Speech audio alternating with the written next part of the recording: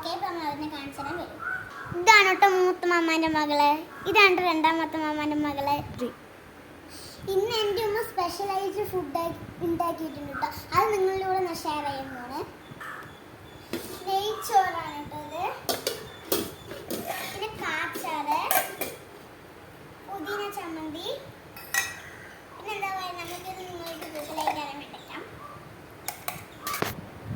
Okay കേട്ടോ, അപ്പം നമ്മൾ ടേസ്റ്റ് ചെയ്യുന്നുണ്ട്.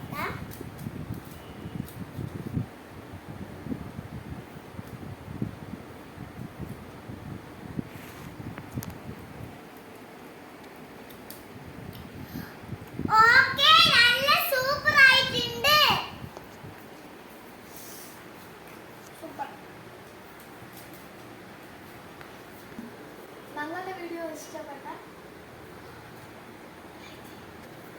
വീഡിയോ ഇഷ്ടപ്പെട്ട